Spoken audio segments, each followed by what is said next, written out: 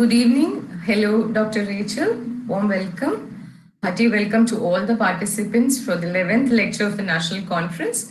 Today's moderator is our postgraduate student, Ave Maria. Over to you, Ave Maria, for today's proceedings. Thank you. Thank you, Shiva ma'am. It's a lovely evening for an insightful session. In this auspicious occasion, I would like to cordially welcome all of you for the 12th session of the 7-day online national conference hosted by the Department of History, Sri Shankaracharya University of Sanskrit, Kaladi, in honor of Dr. Pasulathil and Dr. Yamti Narayanan on their retirement. The ongoing theme for this webinar is Critique and Constructions, Contemporary Writings on Histories of Kerala.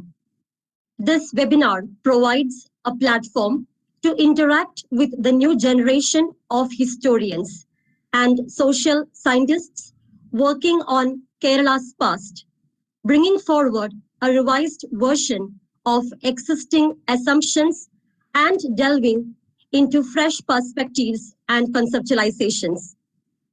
Today, we are honored to have a very reputed and distinguished speaker, Dr. Rachel A. Varghese. She is currently working as Research Officer at KCHR.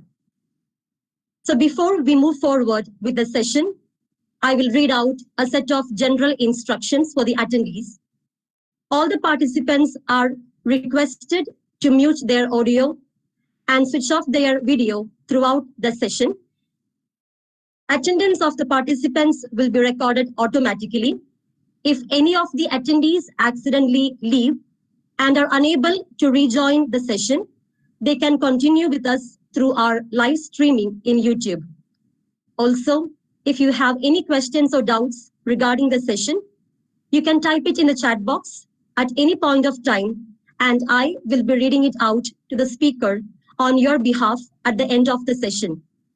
So without further delay, I invite our research scholar, Mr. Srijit K.A., to deliver the welcome address. You are welcomed to take over the platform. Over to you, Mr. Srijit. Good evening all. It's my immense pleasure to welcome Dr. Rachel Varghese to the 7-day online national conference in honor of Dr. F. Pasulathil and Dr. M.T. Narayanan on their retirement. Dr. Rachel Varghese currently works as a research officer at the Kerala Council for Historical Research. She completed her PhD on the thesis titled Archaeology, the Public, the Nation and Region, Case Studies from South Asia, from the Center for Historical Studies, JNU, in 2018. Dr. Rachel Varghese holds a master's degree and MPhil in history from CHS, JNU, and Erasmus Mundus Masters in Archaeology from IPT and UTAD, Portugal. She has worked as part of different field archaeological projects in India, Egypt, and Europe. Her research interests include public archaeology, politics of archaeology, heritage studies and the history, and archaeology of Indian Ocean trade. On behalf of the Department of History, Sri Shankaracharya University of Sanskrit, Kaladi, and my own behalf, I extended a warm welcome to you, ma'am.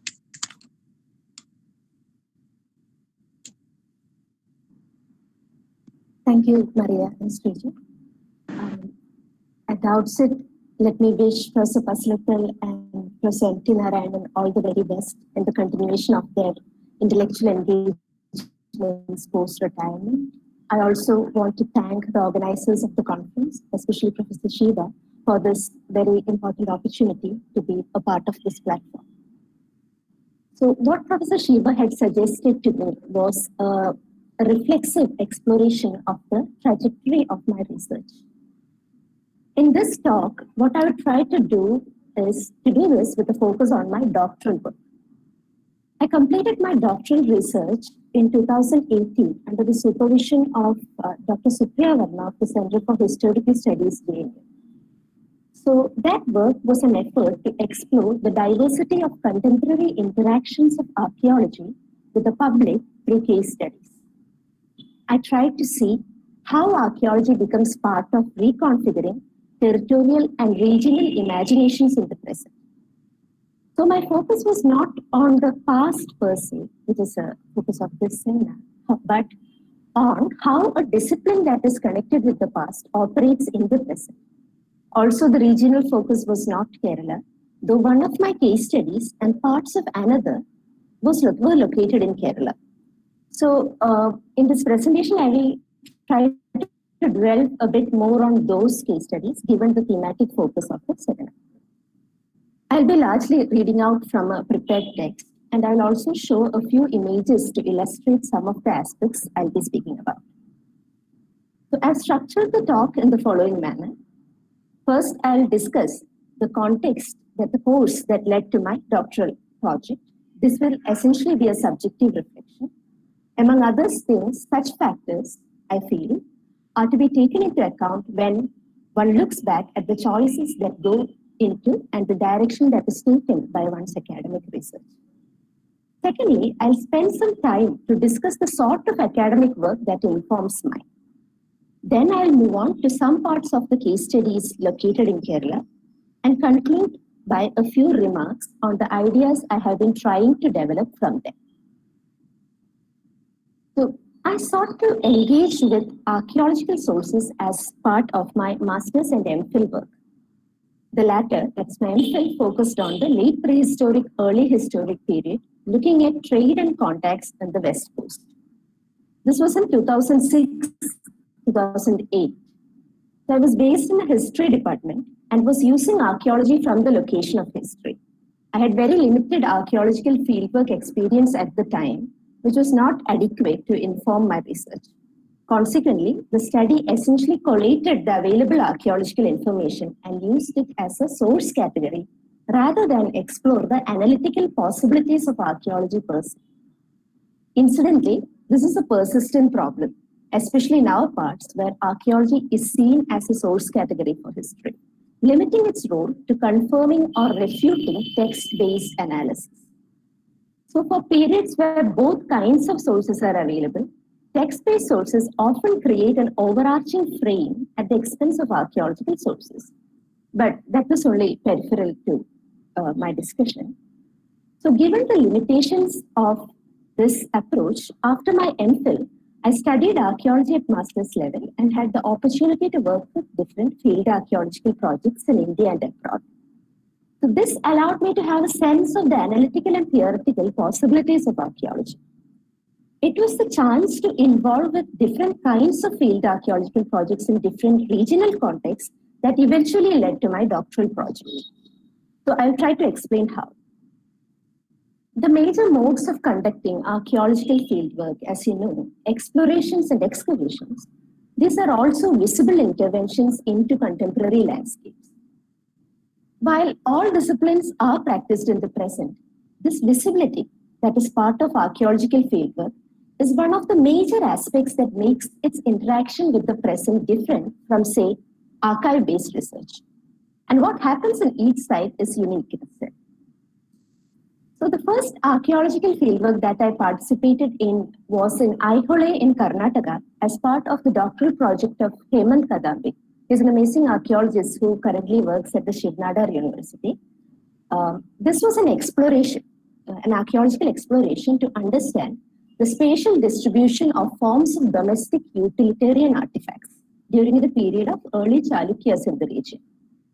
So we were essentially walking over sugarcane fields and collecting ceramic sherds using a grid survey methodology. This was in 2006. As you might remember, this was also a time of crop failure and widespread farmer suicides. In addition to other factors, there were drought-like conditions also, which led to huge cracks on the surface of the field, and pottery sherds would have fallen into those gaps. So one of the questions that we had to ask as members of the survey was whether or not to collect the ceramic sherd that has fallen inside the crack within the grid. As you can see, even the small contextual factor can have an implication in determining the sample. In the same region, one could also observe that there were village communities living inside and among the ancient temple ruins. At that time, it was explained to me that given the archaeological potential of Aihole, the government was planning to relocate these people. However, I was also told that such relocations often led to the disintegration of village-based economies through separation of groups of people from each other and from the means of their livelihood. The single site itself, so this site of Aikona itself was through open the diversity of ways in which present becomes part of the practice of archaeology. It is seen to have an effect on the data produced. Afterlife of archaeological remains, especially monumental ones, that are controlled by institutions, as in the case of India, these are usually state institutions, and can have a determining role in the lives of contemporary populations. So while such factors would were peripheral to my understanding of the site at the time. A more active awareness of these factors were brought about by the first excavation project I participated in. This was the excavations at Pattanam in central Kerala in 2007. So I believe many of you already know about the site of Pattanam. It is located between Paravur and Kodungalur of central Kerala. It was identified during the doctoral project of the geoarchaeologist K.P. Shajan in the late 1990s. Let me just show you an image here.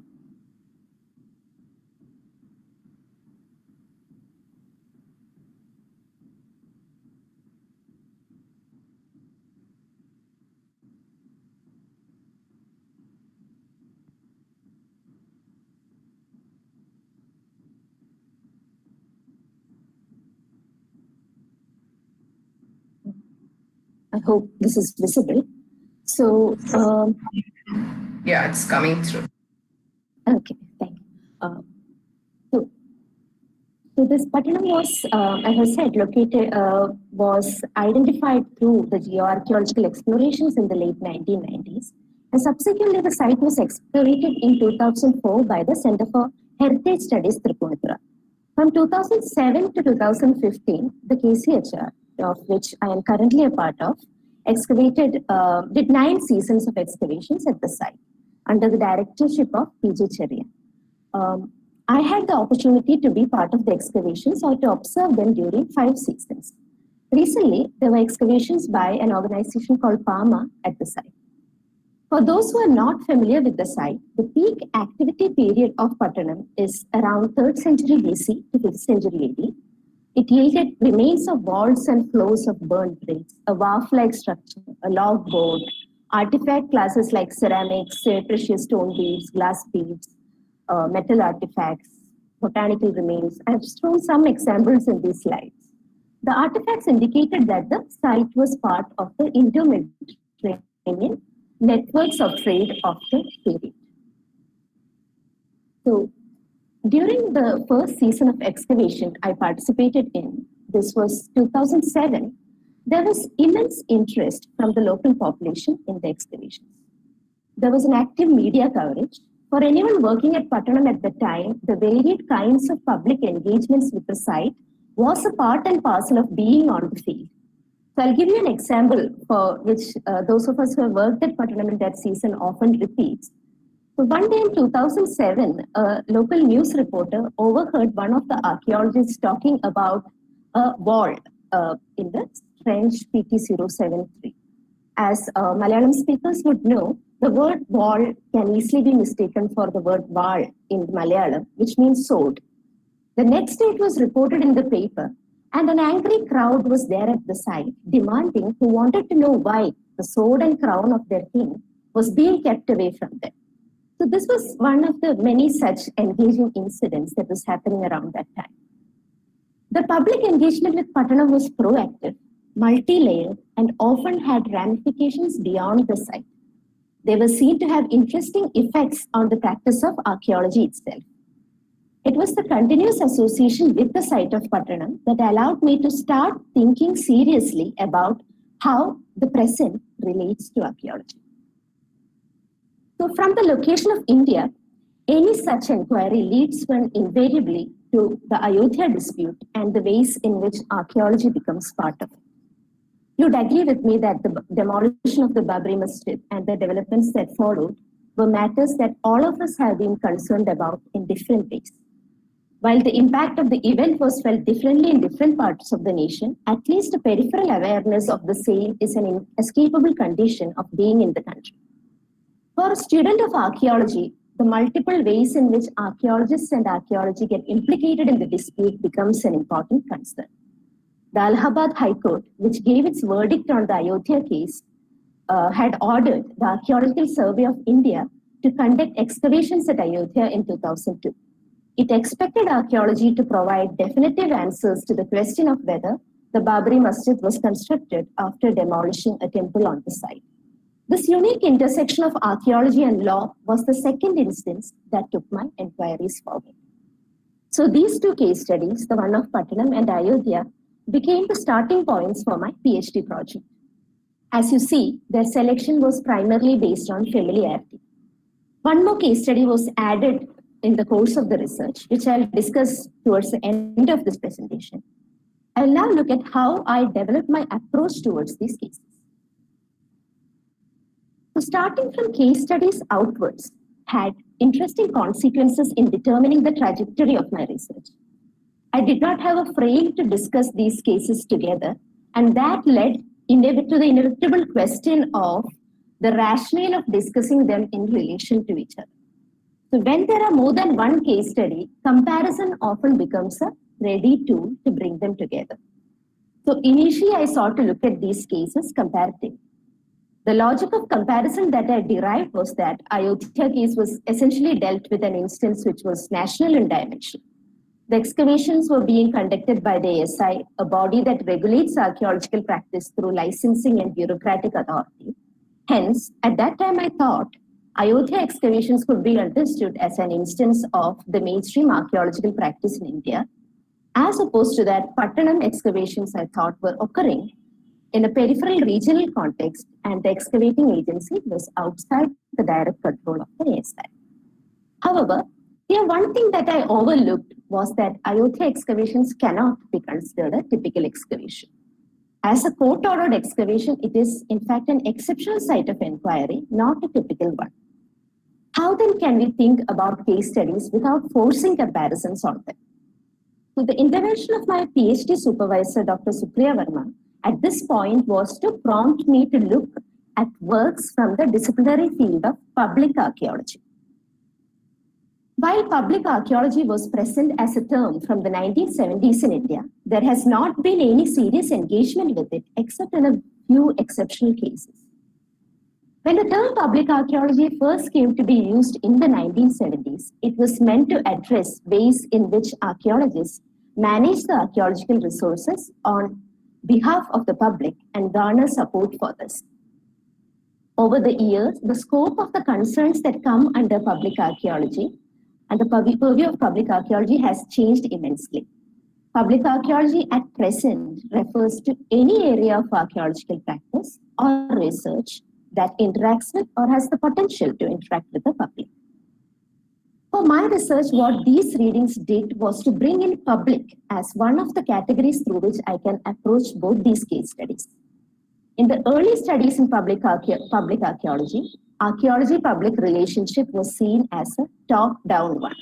So, which means they assumed the existence of a universal category of general public who had to be educated about archaeology to change their attitudes positively to facilitate archaeological activities. In such an approach, the role of the archaeologist was as the sole repository of authoritative knowledge.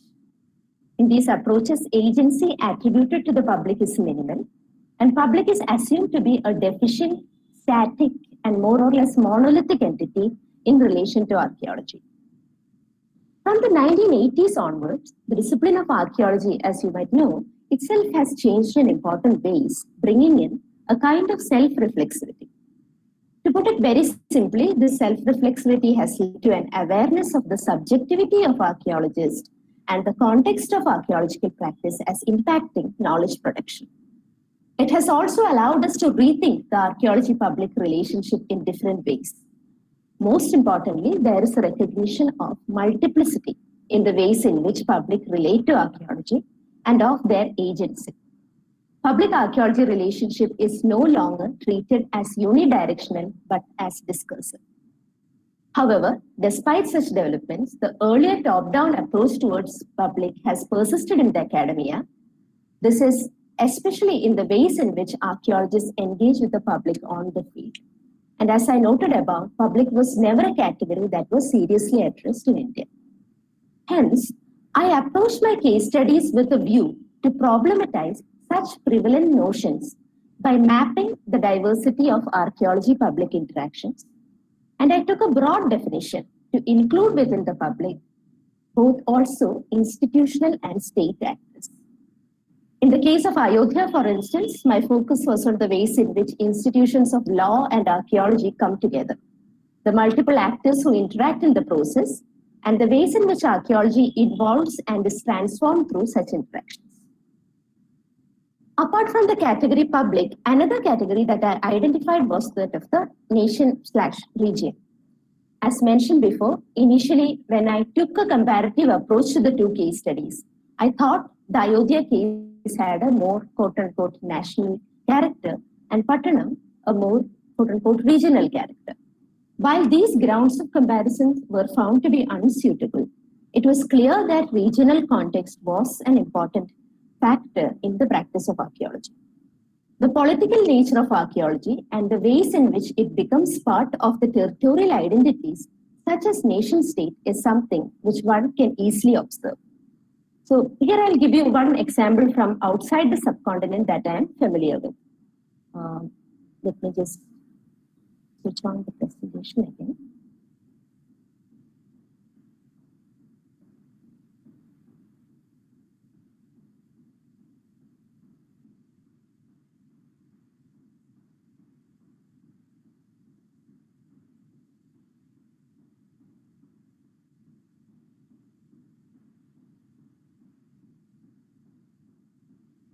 Is it visible? Yes, ma'am. It's So in 2010, I worked for a short while as part of an archaeology team documenting the rock art site of Valcamonica in northern Italy. So these are a few images of the petroglyphs that were observed from the site.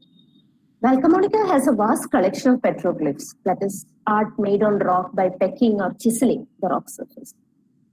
The site of Valcamonica is the first World Heritage Site in Italy, and it came into notice in the 1920s. The sheer number of drawings was such that the documentations of the drawing was not complete in 2010. There are petroglyphs at the site spanning from 8th to 6th millennium BC till the recent period. I was working with a team led by Angelo Fossati of the University of Sacro. Angelo told me an interesting snippet from the history of research of the site. In 1984, a team working on the site documented some of the drawings, such as those you see in the picture, which they thought were not documented yet, and published their findings. A few years later, the sealed doors of a museum room was opened.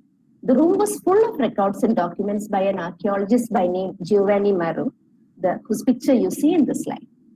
And among them was the documentation of the same rock done by Maro years ago. So what had happened here? Maro, one of the early scholars of rock art from the region, was also a political supporter of fascism. For Maro, the Valcamonica engravings were a testimony to the strong Italian race. Another researcher who was working on the Valcamonica rock art at the same time as Maro was someone called Rafael Battaglia. Battaglia was strongly opposed to Maro's ideas. In an exhibition on the theme of Valcamonica rock engravings, the two scholars arranged separate presentations. Battaglia managed to put up a modest collection of pictures. Backed by the fascist regime, Maro's selection was a pompous affair with plaster casts and photographs and his own name in a huge banner. With the end of the war, Maro's world, however, turned upside down. And he could no longer proclaim his loyalties to fascism out loud, and his work went into obscurity for a long period, and until they were rediscovered in 1984. While I have not read about this specific incident elsewhere, the way in which Maro's research was supported by the fascist ideologues find mention in different writings.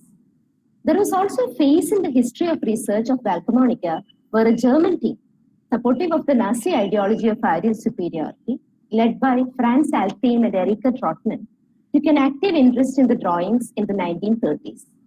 It is in fact reported that Marrow disliked what he perceived as an encroachment into his sphere by the Germans. So I use this lengthy example to illustrate the subtle ways in which the ideological and regional context of practice determine the course of archaeological research. The relationship between archaeology and regional context of its practice becomes a theoretical concern only in the 1980s as part of the discussions that look at the socio-political aspects of archaeological work. Questions about nation and regional formation are addressed in these studies in mainly two ways. First is to look at how regional traditions in archaeology are formed. Nation-state emerges here as an important category in such studies as archaeology is a highly state-controlled practice in many parts of the world, including in India. The second line of inquiry relates to the political and ideological use of the past in general and archaeology in particular that are linked ideologically or imaginatively to the idea of nation/region. Unlike aspects of public archaeology interaction, we have relatively more number of studies from India that looks at some of the second set of issues. For instance, one aspect that has received attention is the political role that is played in India by Indus archaeology. Following the partition in 1947, the well-known Indus sites like Mohenjo-daro and Harappa went to the territory of Pakistan. The perceived quote-unquote loss of the site was a factor that triggered excessive focus on Indus site in the post-independence period. This has continued even now. This is often at the expense of other periods or regions. We can see that over the years, this focus has fueled national imaginations in different ways, has become part of right-wing political ideologies and identity questions. In Kerala also, you might have observed the tendency in academia and in public to look for comparisons to Indus sites. So I decided to employ these two categories, first the public and second the nation/region for my case studies. Thereby, I was able to leave the comparative perspective and rethink the cases as explorations that focus on different facets of a broad problematic. One important advantage of doing this was it gave me an amount of methodological flexibility. I could approach the case studies from different angles and selectively focus on certain aspects. For instance, for Ayodhya, my attention was on the intersection of archaeology and law, and I limited myself to the analysis of specific documents. In the case of Pattanam, my effort was to map out the multiplicity of public responses that the excavations generated over the years. So I will talk at some length about the Pattanam case. My intention there was to give a descriptive account of the multiple responses and the various discourses generated around the archaeological explorations and excavations at Pattanam. While I was already familiar with these, it was only after 2013 when I started my PhD that I gave these focused attention. Excavations were then still underway at Pattanam, but I also had to map earlier events around the site. Hence, I employed multiple source categories to grasp this. So information on archaeology of the site comes from the available reports and my observations as part of the archaeological team. And as an observer during 5 seasons in different capacities. A major methodological tool employed was semi-structured and unstructured interviews with individuals directly or indirectly connected with the Pattanam excavations. From the site, archaeologists, wage laborers, and other associated employees were interviewed. Another category of people are the local inhabitants of Pattanam. The visitors to the site during 2013 field season were also interviewed. While these interviews allow insights into a broad range of perceptions, their temporal location was a major drawback. Often it became difficult to track the trajectories and breaks in the evolution of the ideas under discussion. So I relied on newspaper reports and other media archives to partially address these problems. Miscellaneous sources like government and official documents, new media resources, and advertisement fluxes were also used.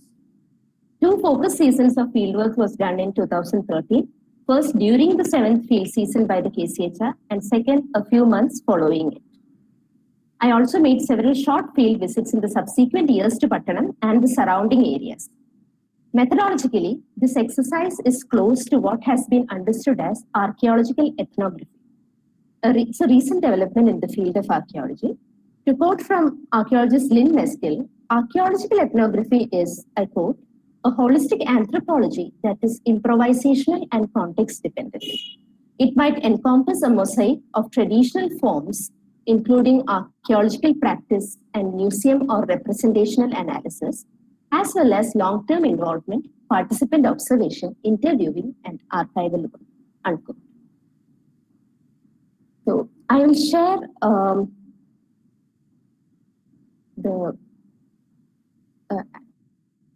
a few images more of this part.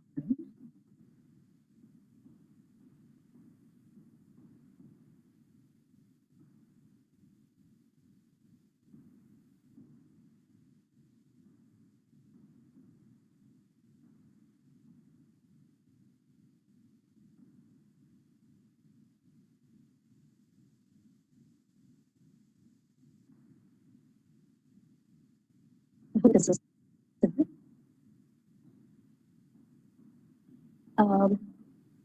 so I'll share some of the observations from my work in Pattanam. Is the slide visible?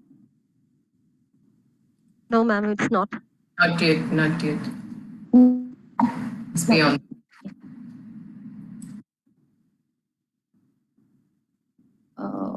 It shows that it's sharing, but I'll stop sharing and begin. You need to share a window, maybe? Yeah, it is.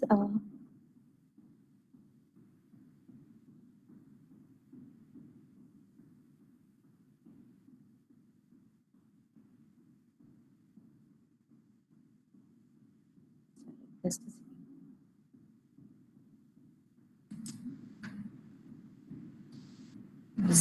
The slides haven't come in. Okay.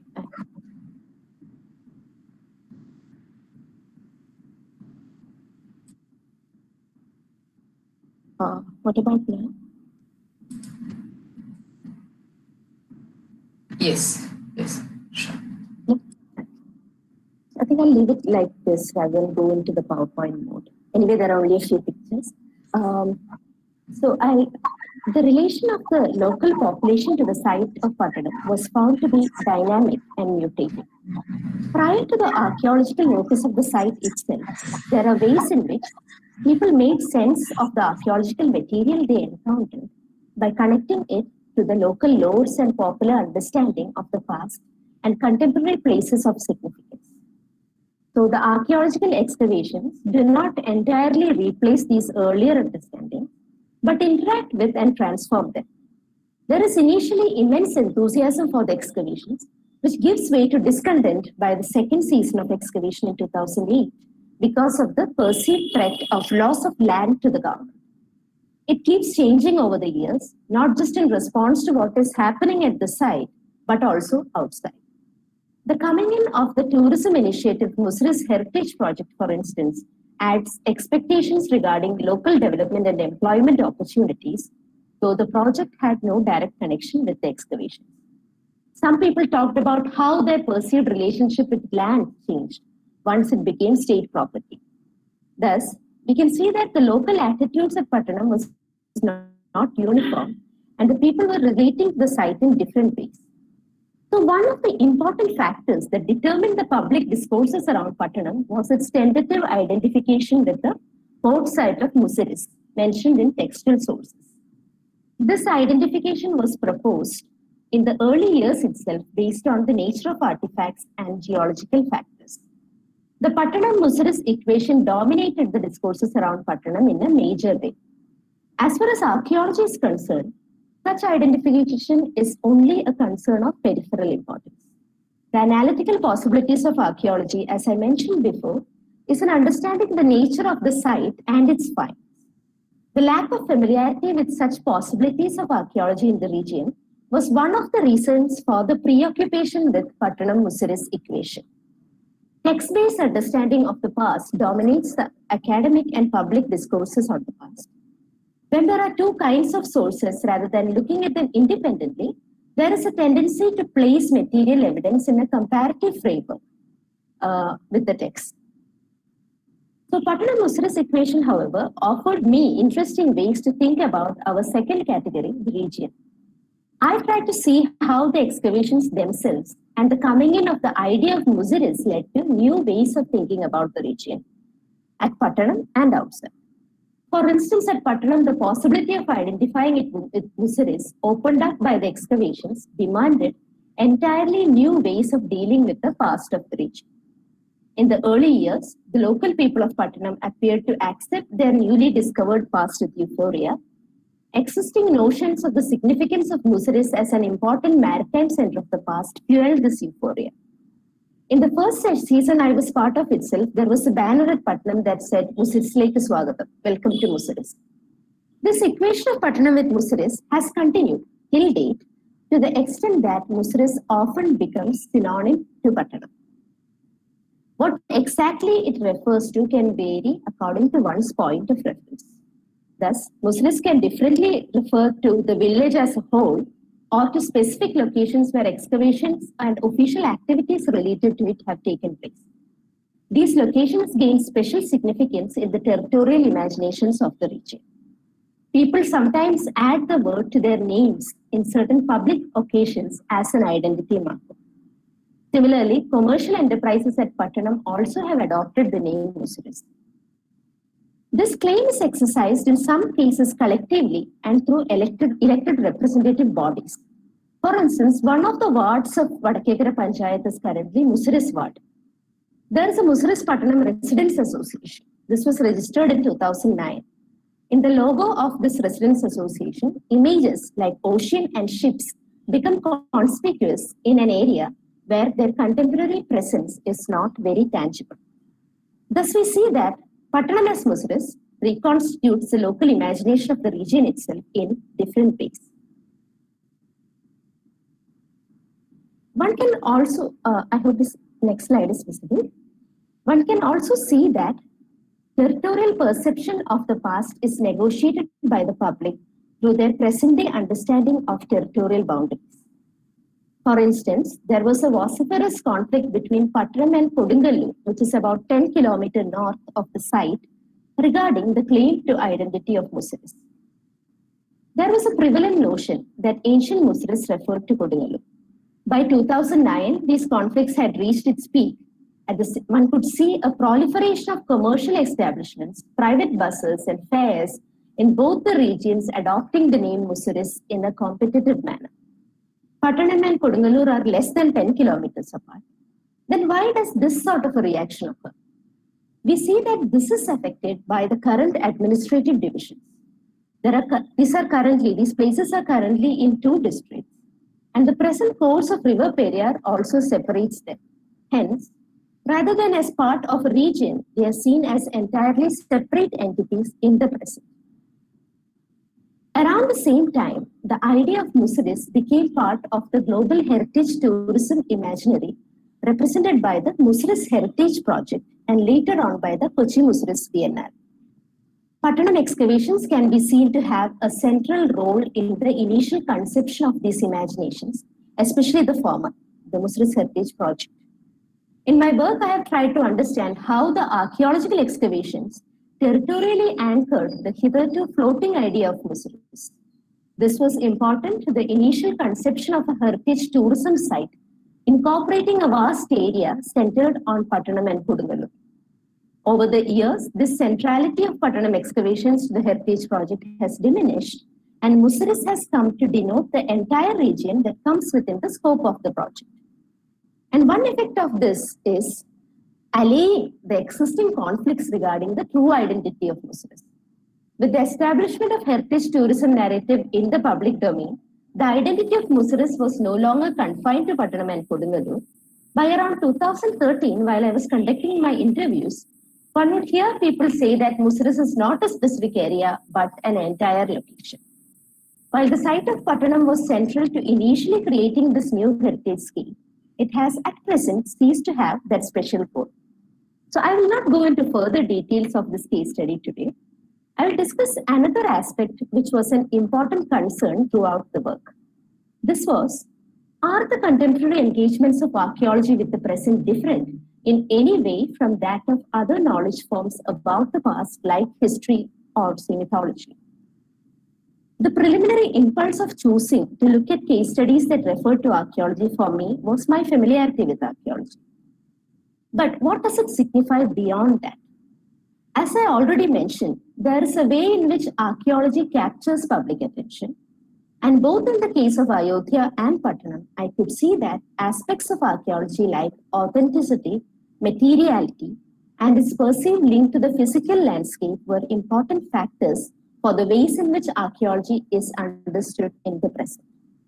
I tried to explore these ideas a bit further in the third case study.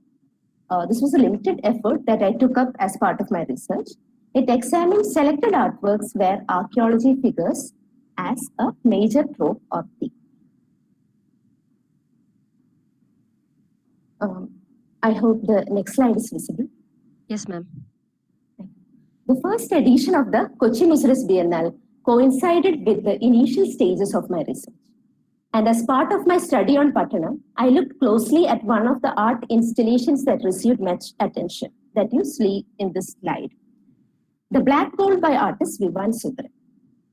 The Black Gold was an installation in two parts arranged in two separate locations within the Aspinwall House, one of the main venues of the Kochi Muziris Biennale 2012. The first part is a terracotta installation set up on the floor of a spacious hall comprising thousands of local pottery sherds excavated from Pattanam archaeological site. This is what you are seeing in this image.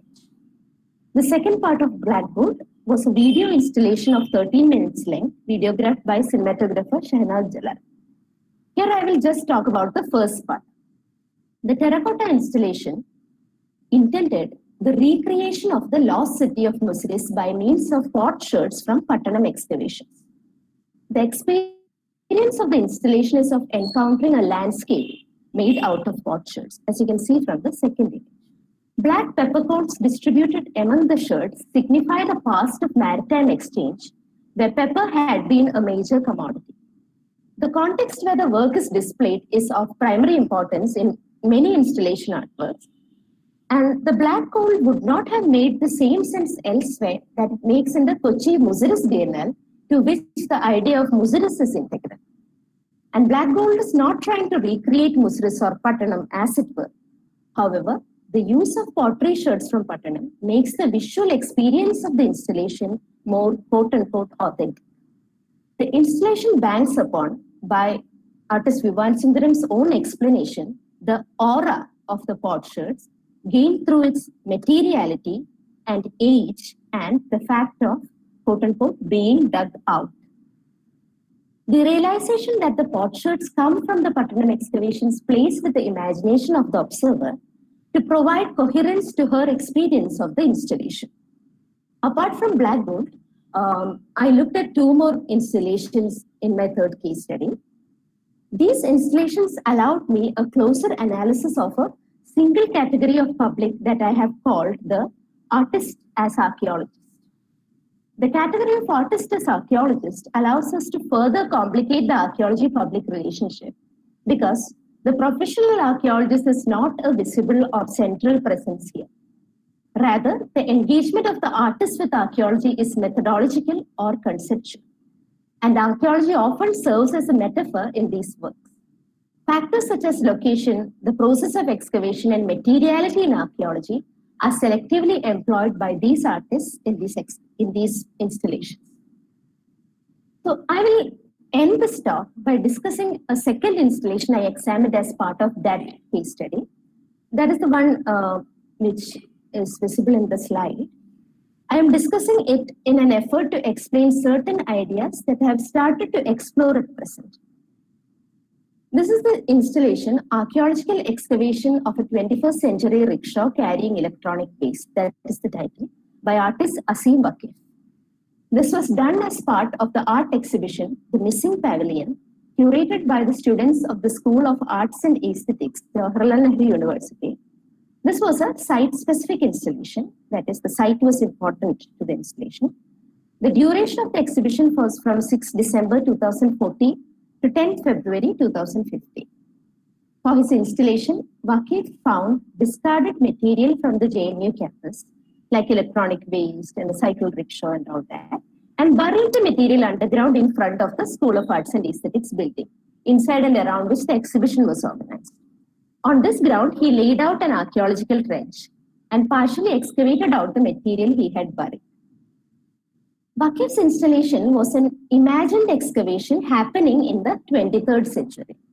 What he had created was an imaginary site, which he said used to be a popular university campus that was partial towards Marxist thought.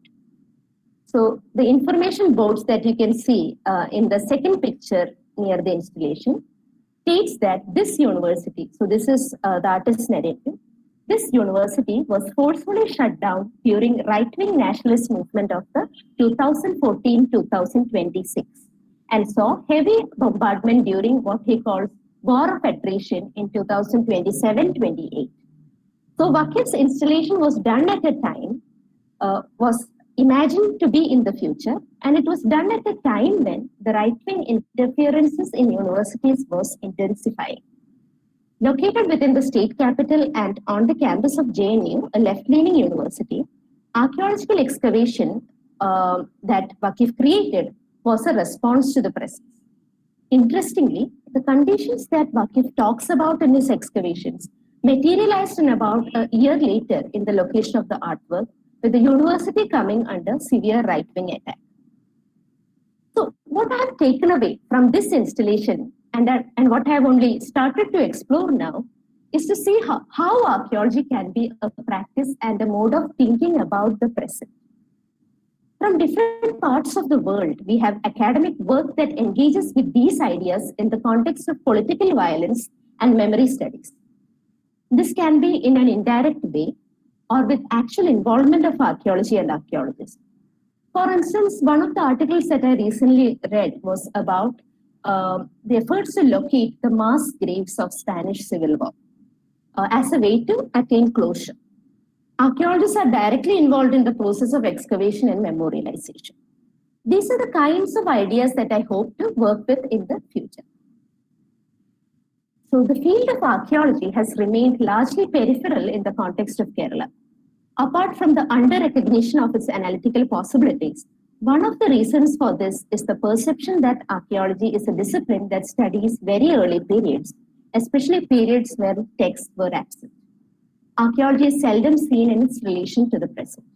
There are many ways to address this major lacuna in archaeological studies. What I have done as part of my doctoral work was to locate archaeology as a practice of the present by examining it in relation to the categories public, nation, and region.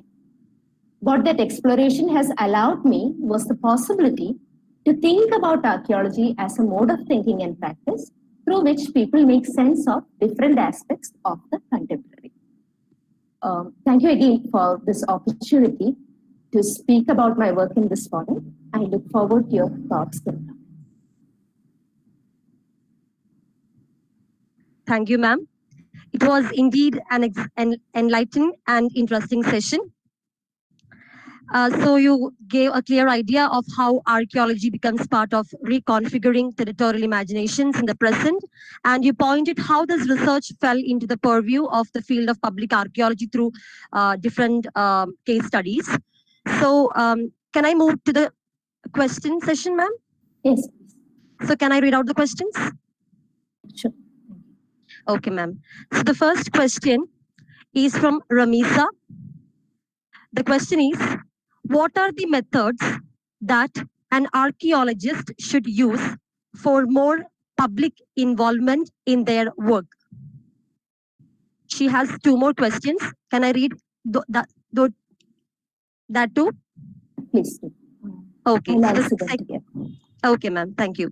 So the second question is, can you elaborate the methods you used for public involvement in Pattanam excavation? And the third question is, how should an archaeologist approach an evidence or resource which has already been interpreted by the public in their own perceptions? Thank you, Ranisa, for this questions. So the first concern regarding what the methods that an archaeologist could use for more public involvement in their work, that actually differs from site to site and on the context in which we are practicing archaeology. However, there are a few projects currently where the archaeologists working there have tried to have a more inclusive approach to public and in recognizing their agency. One of the important examples that is often cited is the site of Katalhuyuk in Turkey. If you have a look at their website, you can see that in this excavation, one of the many ways in which public involvement in archaeology is ensured is by allowing the site to have sort of like people approach the site and what their perceptions of the site is. This is also placed side to side with the archaeologist's explanation of the site. So in that sense, the interpretation of the public about the site gets a sort of visibility. Other ways to do that was to train the people in specific field archaeological work and hand over the management of the site to the local public. So that is, but actually it can vary from situation to situation, and so the model that is used in Katalhuyuk might not be something which is replicable in another site. So this is just an example. Can you elaborate on the methods you use for public involvement in Pattanam excavation? So in fact, my involvement with Pattanam excavation was as assistant working in the trench and also as an observer for my fieldwork. So in Pattanam, something which the kind of involvement that the archaeologists, the team had at that time was of an informal nature, with people interacting with the people who are coming to the site in certain manner through distribution of information brochures, and there were people working on the site from the locality. So it was not a very formal sort of engagement. And as part of my fieldwork, what I did was to do semi-structured interviews, trying to identify what the attitude of the people, what the perception of the people to the site were. How should an archaeologist approach an evidence or resource which has already been interpreted by the public in their own perception? So what is predominantly happening in archaeology is a site which is interpreted by the public. The interpretation of the public is seldom taken into account in archaeological studies. Problem is it is as if the archaeologist is discovering and explaining the site for the first time. As opposed to this, the awareness of how the public has been understanding archaeology has immense importance for archaeological studies if you try to understand the site as something which is dynamic. So if you understand, so there are studies where one tries to look at the life history of a site. It's not just the initial point of the creation of the site or its activity which becomes important in such an approach, but the continuing life of the site. So if the archaeological perspective is one which is trying to understand the life history of the site, then the perceptions of the public becomes an important ingredient that would feed into the research itself. I hope that is clear. Okay, ma'am. Shall I move to the next question? Yes. Okay, so the next question is from Shelly Johnny. She is asking, what are the specific socio-political factors which make it challenging to popularize archaeology in Kerala, both in wider society and among those involved in history research?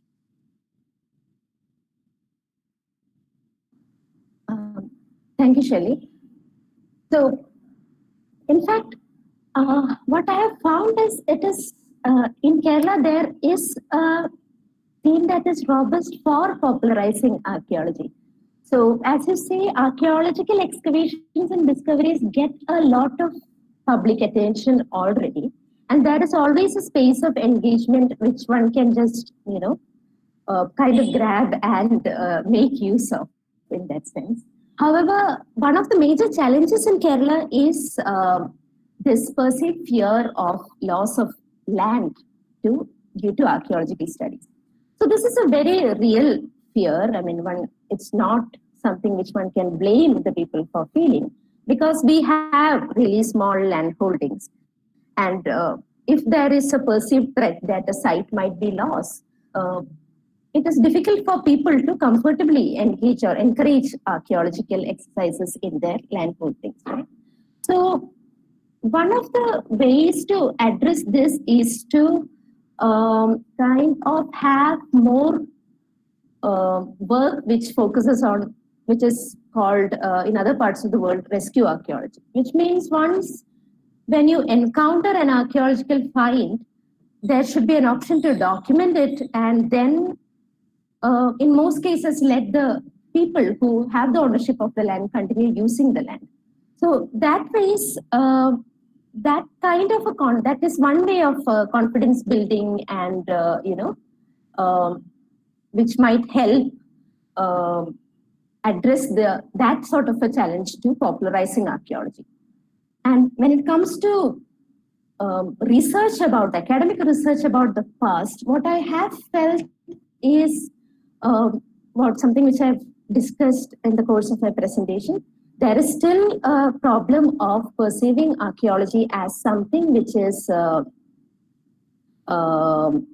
a source category to history.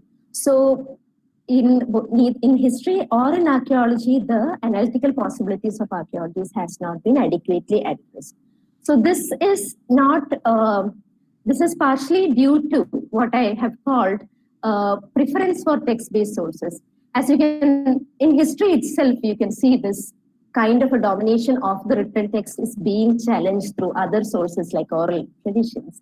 So when addressing the past, for those involved in history research, the way to do would be to approach these sources independently, and for actually using the methodologies that both the disciplines have to, for instance, use the analytical possibilities of archaeology to understand archaeology, and the possibilities of history to understand the historical sources, and try to see them in conjunction and not as corroborative forms of evidence. Okay, thank you, ma'am. So the next question is from Neetu Krishnan. She says that she would like to pursue her MPhil research based on the remnants of Kollam's maritime history. So could you please explain the preliminary steps that she should have taken to approach this topic?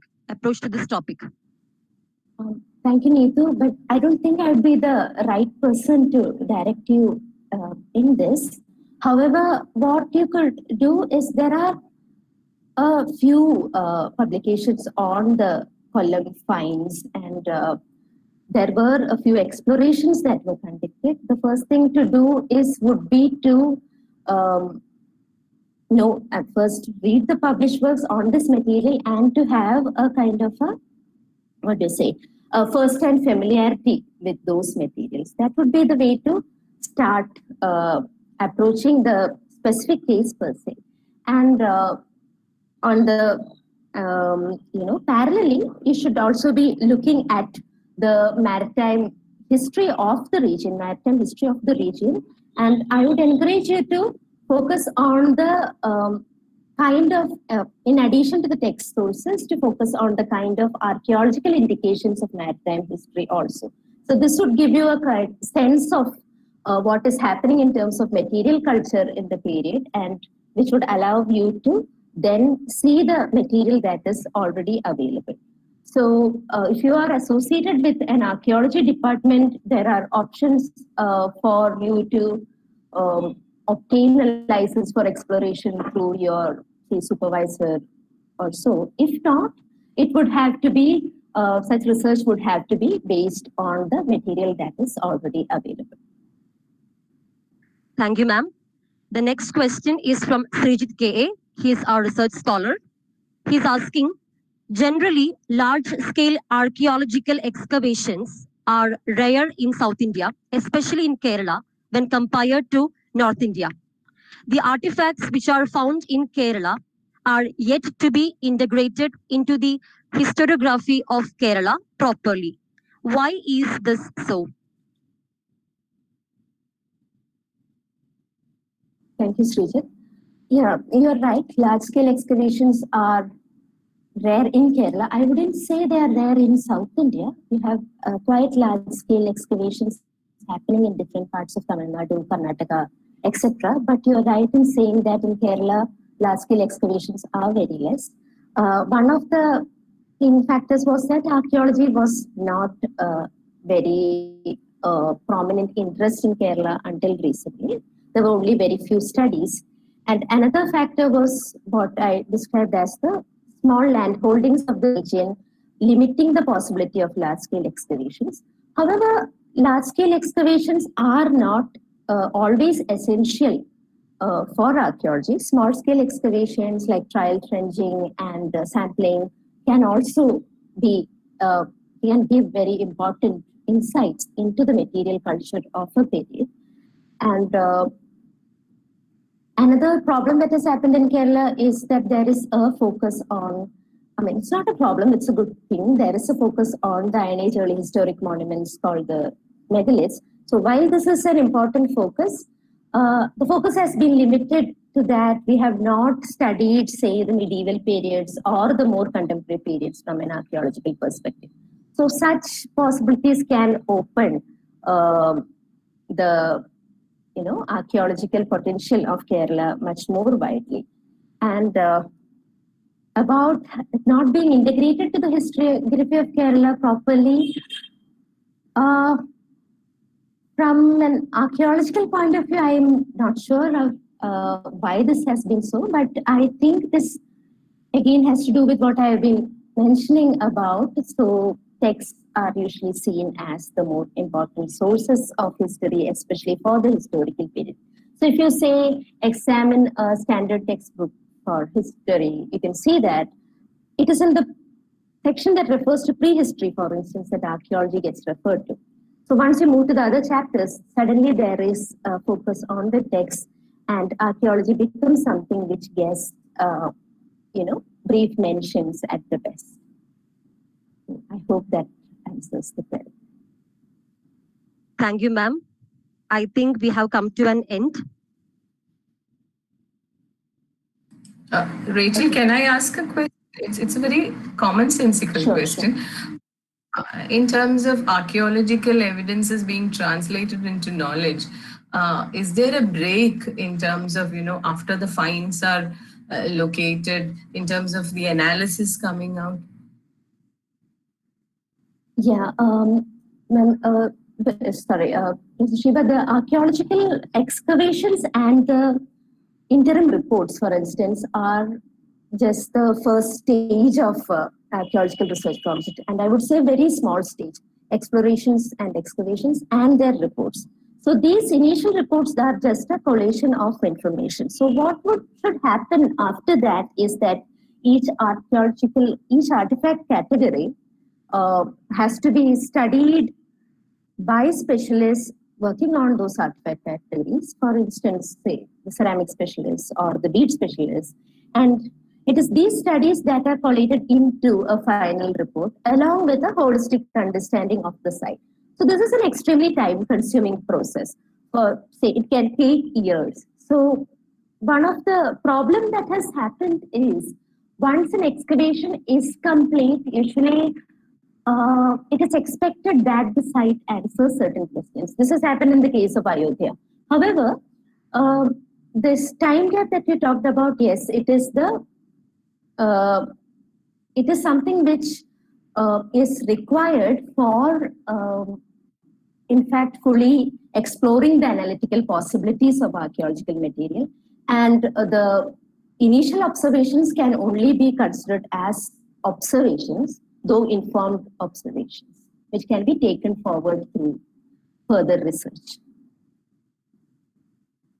Ma'am, we have one more question. Can I go Yes. to it? Yes. Okay, ma'am. The question is from Akshara Wilson.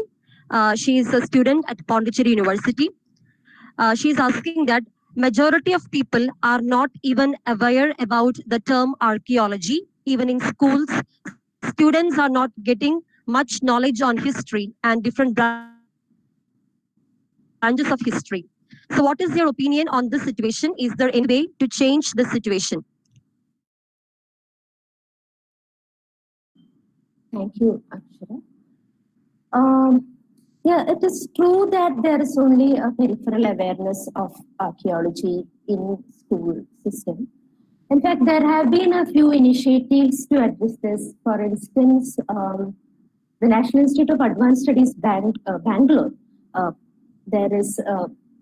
they are conducting some projects whereby they go to the government schools of Tamil Nadu and have workshops with students in archaeology. The Sharma Center for Archaeological Studies, for instance, is also conducting workshops with students of archaeology. In Pattanam, we had groups of students visiting the museum that was there. So what one needs would be in engaging with the students a more engaging kind of approach. Say a typical museum visit might not be of interest to school students, but through activities such as these workshops and collective that focus museum displays, this problem can in some ways be addressed. Another thing that should happen parallelly is to include in the history and in the textbooks, that social science textbooks, history and archaeology not as descriptive accounts, but introducing in a very simplified form the methodology that that goes into the inquiry. For instance, one can introduce an artifact and you can talk about how that feeds into our understanding about the past. So using such kind of techniques which convey the process of what the archaeologist or the historian does would be a way to change the situation. Rachel, one other question. Since you talked about the public and archaeology, this is in terms of conservation. Conservation by the public even before the specialist arrives on the scene. In Kaladi, for example, we've had a couple of instances where burial jars were discovered in several locations in Kaladi, and people were building houses. They were digging pits to start construction, and then they discovered these. Some were left out in the rain, some were hurriedly destroyed because they wanted to go ahead with construction. So an archaeological site, the fate of an archaeological site also depends largely on the public being educated on conservation. What do you think about that? That is quite true. So apart from what you rightly said about the public perception on conservation, there is also the issue of archaeology in India being, controlled through a licensing mechanism.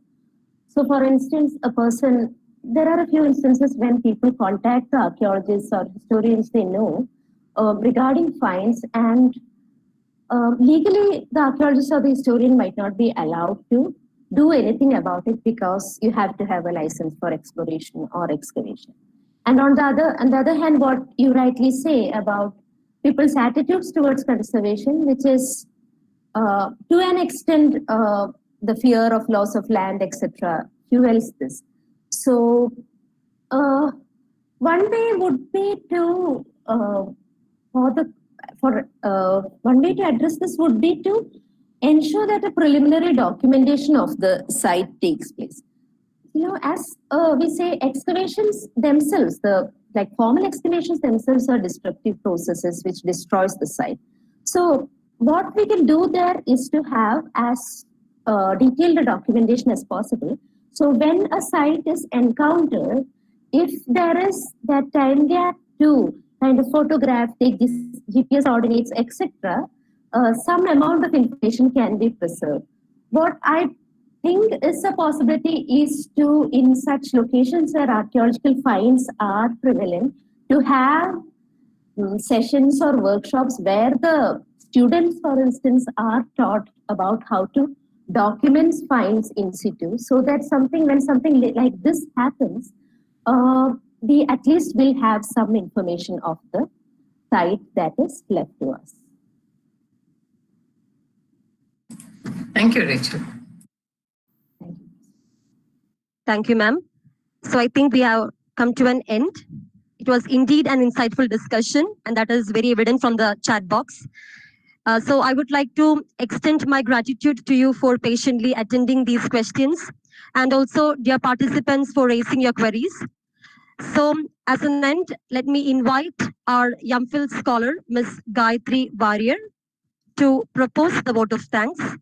Over to you, Gayatri. Thank you, Ave Maria. On behalf of Sri Shankaracharya University of Sanskrit, it is my honor to thank Dr. Rachel Varghese for her illuminating lecture on locating the present in the practice of archaeology and for patiently answering all the questions. It has indeed been an enlightening lecture and have undoubtedly given the audience much to think about. I would also like to extend my gratitude to the organizers as well as all the participants of this webinar for making it a huge success. Thank you. Thank you, Gayatri. Thank you, Professor Shiva, again for this wonderful opportunity. Thank you so much, Dr. Rachel, for that wonderful session. It was so good to have you here. Thank you. Thank you for participating. See you again tomorrow, 6 o'clock, for Dr. Varghese lecture. Bye. Thank you, ma'am.